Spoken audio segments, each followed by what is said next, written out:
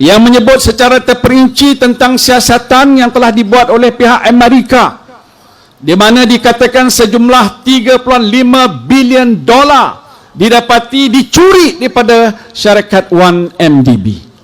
Daripada sejumlah itu, yang di peringkat awalnya disahkan 1 bilion dolar yang telah pun digunakan oleh MO1, Malaysian Official 1, oleh Reza Aziz, oleh Jolo dan nama-nama yang lain. Saya membaca hampir 2 jam saudara lepas subuh bila saya diterima kenyataan itu, dan baca hampir 2 jam baru selesai. Saya tak tahu berapa ramai orang di Sabak Bernam yang baca cerita yang disebutkan oleh pihak Peguam Negara Amerika. Siapa yang ada baca di sini? Jadi kalau tak baca apa yang saya cakap ni, percaya je lah ya. Pasal orang tak baca, dia ikut apa yang orang kata. Jadi saya telah meneliti, dalam itu dikatakan 36 kali disebutkan nama MO1 yang membabitkan orang nombor 1 dalam negara kita, iaitu Perdana Menteri,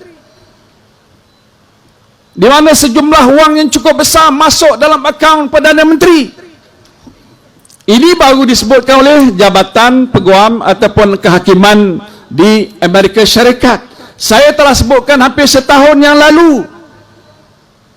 Saya beritahu dalam suatu majlis seperti ini, di mana saya sebutkan saya diberitahu oleh bekas Peguam Negara, Peguam Negara Gani Patail, dalam beberapa pertemuan yang dibuat dengan saya untuk memberitahu apakah perkembangan yang sedang berlaku yang berkaitan dengan 1MDB. Beliau menyebutkan dan ditunjuk pada saya wang sejumlah 681 milion dolar masuk dalam akaun peribadi Perdana Menteri. Saya kata saya nak pensan. Nazri Aziz kata kalau dia tengok tu dia mati. Saya tak nak doakan dia mati. Memang dia katakan sejumlah wang yang sebegitu banyak masuk dalam akaun Perdana Menteri.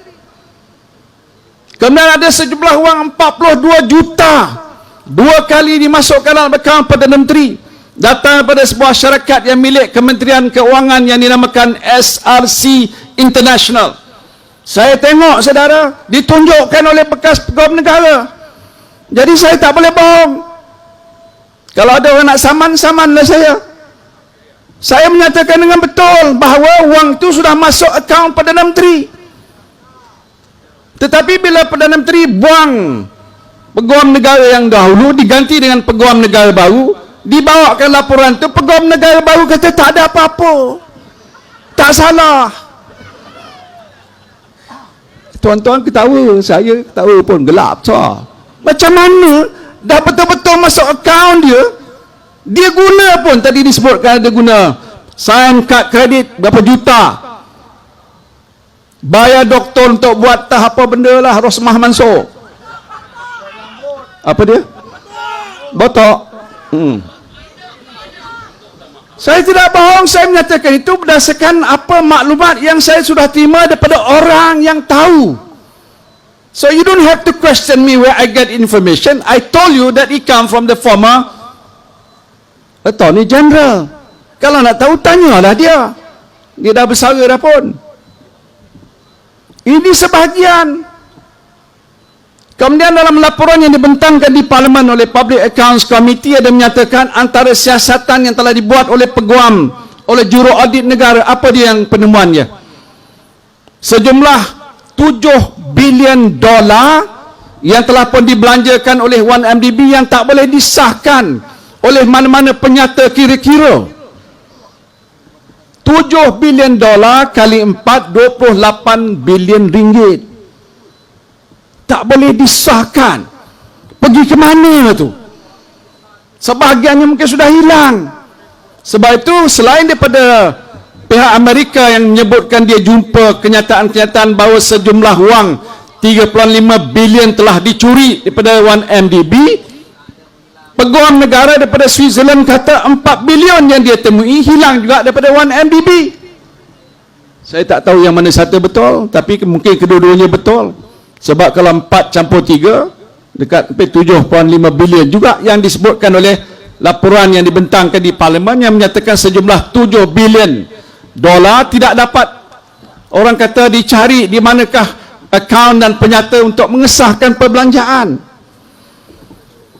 Jadi yang menjadi masalah kita, saudara, ini ialah dengan apa yang telah pun dilakukan oleh pihak Najib, bencana besar yang sedang pun melanda negara pada hari ini. Soal bagaimana wang ni nak diselesaikan, wallahu a'lam. Tetapi kita tahu perbuatan yang telah dilakukan oleh Perdana Menteri tak boleh dimaafkan. Siapa daripada sahabat berenam nak maafkan? Angkat tangan. Memang tak boleh kita biarkan begitu. Negara kita akan hancur bila Perdana Menteri, orang yang kita berikan tanggungjawab untuk menrajui negara, telah rosak akhlaknya, sudah hilang panduan dan tanggungjawabnya, tidak bersedia untuk berbuat sesuatu yang baik untuk negara, yang menyebabkan bencana besar, dan hari ini rakyat sedang menanggung satu penderitaan yang agak begitu besar sekali.